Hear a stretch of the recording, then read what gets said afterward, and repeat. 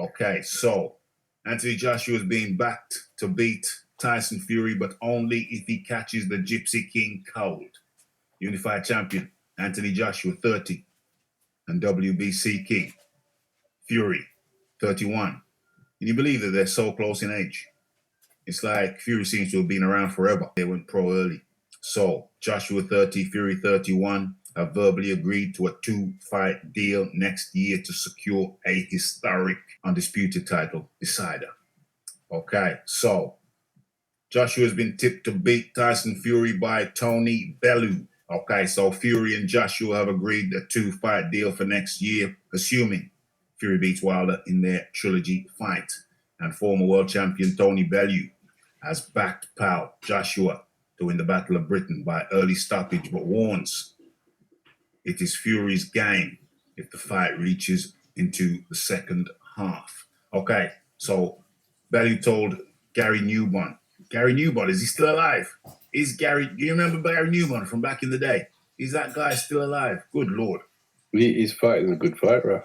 He's fighting the good fight. Gary Newbon. I haven't heard of him in years. I find it hard to believe it's the same guy. I think he would jump on Tyson Fury, and I think he would catch him pretty quickly. But don't get me wrong. If that fight was to go past 4 or 5 rounds, I think Anthony Joshua would find himself in an awful lot of trouble. He has to get rid of someone like Tyson Fury and solve that puzzle and the enigma that is Tyson Fury quickly. Because the more the fight goes on, the harder it becomes. Okay, we've got the stats here. Tyson Fury versus Anthony Joshua. Tyson Fury 31, Anthony Joshua 30. Fights, Fury 31, Anthony Joshua 24. Wins, Fury 30, Anthony Joshua 23. Losses, 0 for Fury, 1 for Joshua. Draws, 1 for Fury, 0 for Joshua. Knockouts, 21 apiece. So he's got 8 more fights and the same amount of knockouts. But I think, in my humble estimation, Joshua has overall fought the sturdier opponents. I don't think Joshua's going to go for an early knockout. I think I know what he's going to do. But okay, go on then. He got interviewed in Dubai. I think it's pretty much after the Vlad fight. Yeah. And he was talking about all his opponents. He hadn't fought Parker. He was talking about fighting Wilder, and he's talking about fighting Tyson Fury. At that point, and he was saying that he felt Tyson was the most difficult out of all of them to fight because he's got good levels of skill. Yeah. And Joshua said the best way to beat Tyson is to go to the body. Yeah, totally. And I agree with that tactic. Now, if you're going to go to the body, that's not a quick knockout. That's a grind him down and then knock him out. Yes.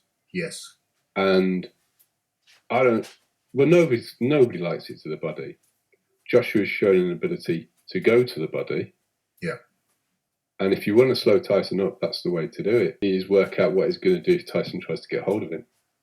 Yeah, the grappling. Well, we talked about this on Raphael Dawkins Combat Radio, myself and EJ, and we did a piece where it talked about inside grappling, where we talked about grappling in boxing.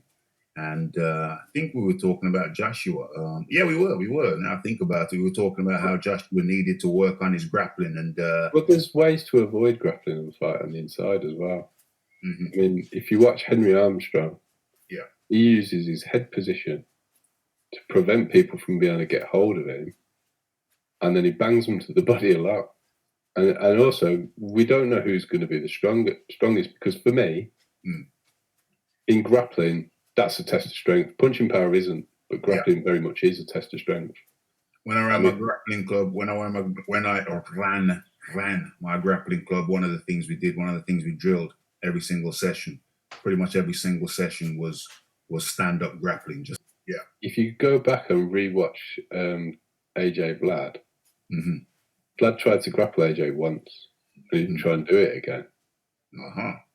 And there's a reason for that. And it was because AJ was by far the stronger man. I won't know until I see them in the clinches. Then I'll know. You're saying we're going to find out? Yeah. When we see him in the clinches, I'll know who the stronger man is. Oh, yeah. 100%. What I say is that Joshua ought to look at this as the smothering thing as almost inevitable. And so part of his game plan has to bear in mind the potential for smothering. He needs to bring the biggest, fattest heavyweights he can find in the world. I don't want just the weight. I'm talking about the actual mass, the girth of Fury, because you can have somebody slimmer than Fury who is just as heavy as him. I don't think we're going to see Tyson on the fly, sticking a move and doing at that weight. Like we said before, it's going to depend on the weight of each boxer is going to tell us. Is going to give us a clue. He's going to give us a clue about what their potential game plan might be.